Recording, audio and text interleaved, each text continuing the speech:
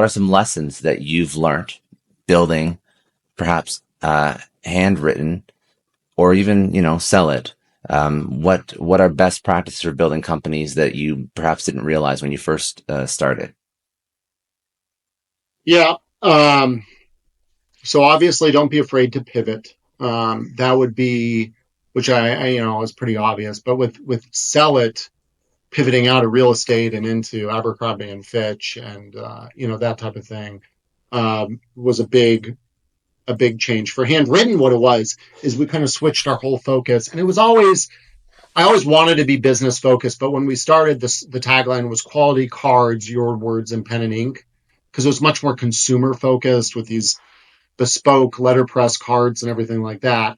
Now it's quality cards, or sorry, your words and pen and ink. We want to put the words and pen and ink front and center, and it's more business. You can go on our website, create your own card with your logo on it. So it's nice, but it's not letterpress. So we've pivoted there slightly. A long time ago, I had the opportunity to do dinner.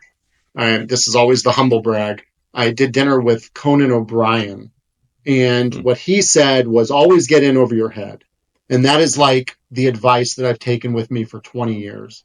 You can't grow if you don't try to overextend yourself and do things that you didn't think was possible.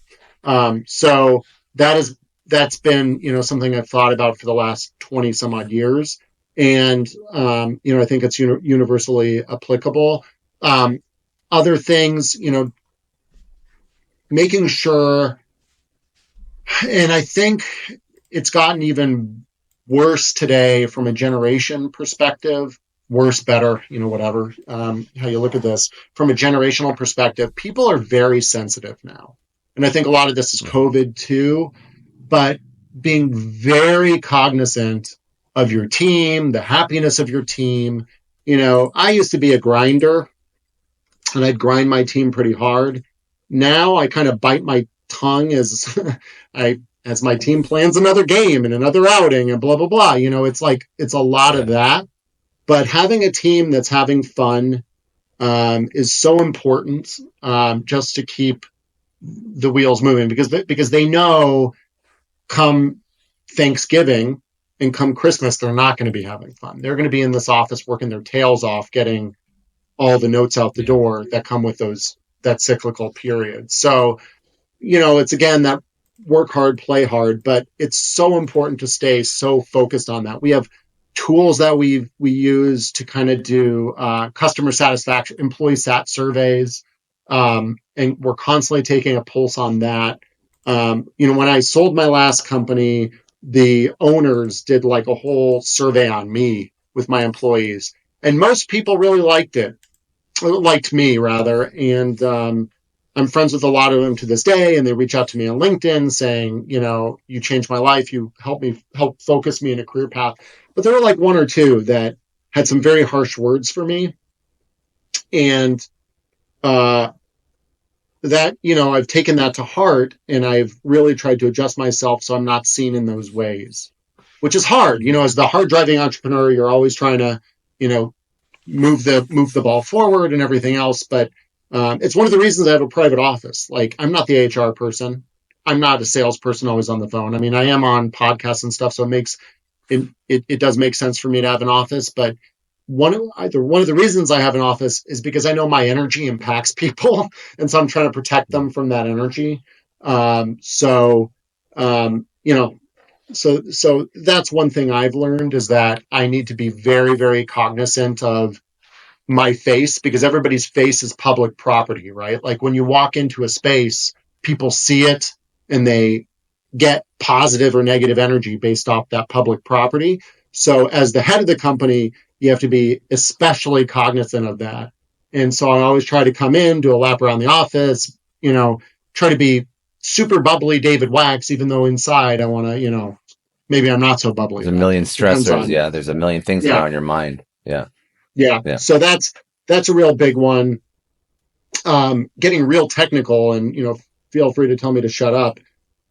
For us, what it was crazy, no technology. I think anybody in sales needs to know technology, whether that's Duck Soup, Bonjoro, Handwrytten, obviously. Of course, why wouldn't you want to use that? Zapier, which is critical. I think, learning Zapier and what it can do, it has revolutionized our business. If I didn't work for Handwrytten, I'd want to work for Zapier, just being an evangelist. I think Zapier is the coolest thing ever. Being in any job these days, you have to have a tech inclination and understand the tools that can make you a more effective salesperson. Because coming in, knocking on somebody's door, calling somebody over and over again, that's not how people interact anymore. So you have to have you have to know how your customer wants to interact. So learning about technology. And for us, what that meant was learning about additive and subtractive manufacturing, because now we're building these robots.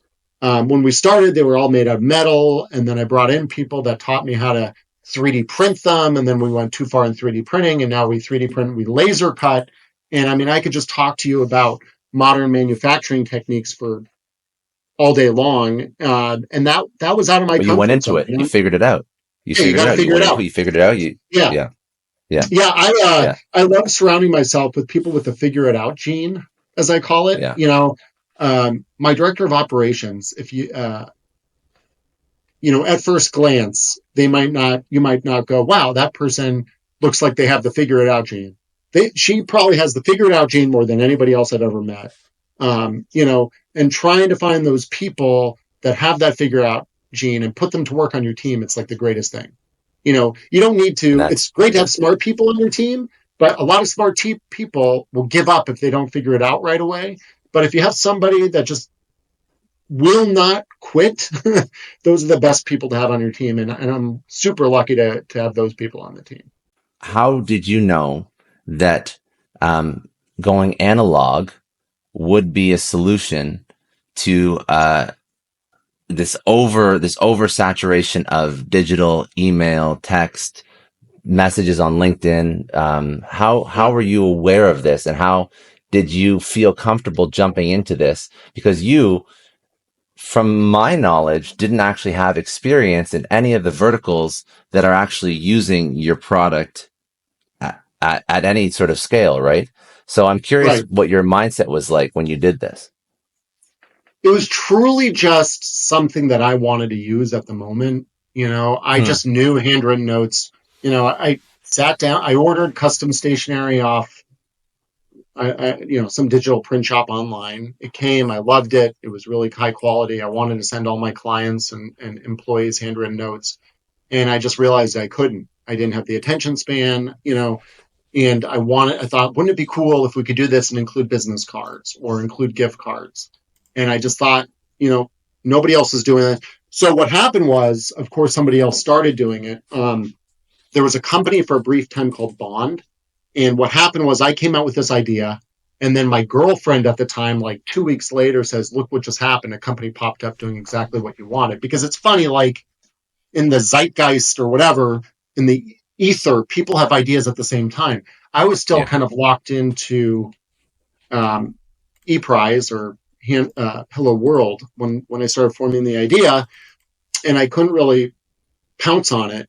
This other company did. They got venture funding and all that. And what happened to them, they basically spent all their money on marketing and none of their money on technology. And they ended up with a 3D printer with a pen. And the way a 3D printer works is it moves X, Y, and Z. It can Hmm. move up, down, left, right. And so you can get it to write. We could talk about inertial mass. It moves fast with this heavy gantry, so it creates very jittery writing. And they got around that with a felt tip pen so that you could kind of cover up all the jitters. But they got this thing to write, but what they did not get it to do was paper feed. So we spent years and years. We started with the same off the shelf robot that they were using, which is crap. Then they moved to 3D printers, and we moved to developing our own actual handwriting robot. So we were on a much slower path.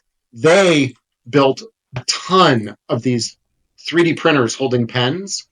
And when you do that, what you end up with is a room of people walking around changing every page.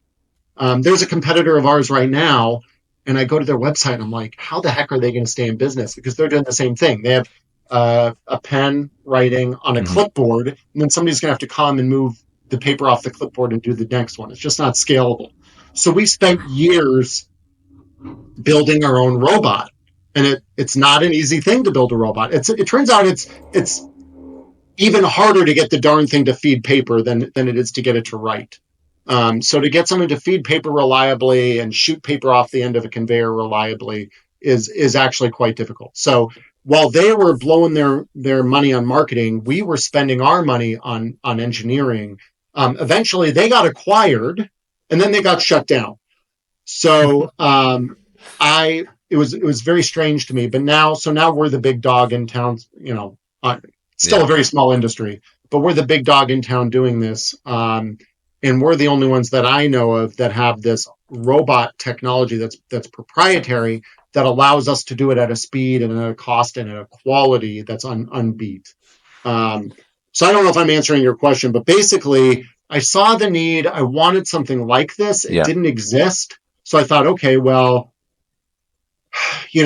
I was in my late 30s. I thought, I'm not ready to retire. I had sold my last company.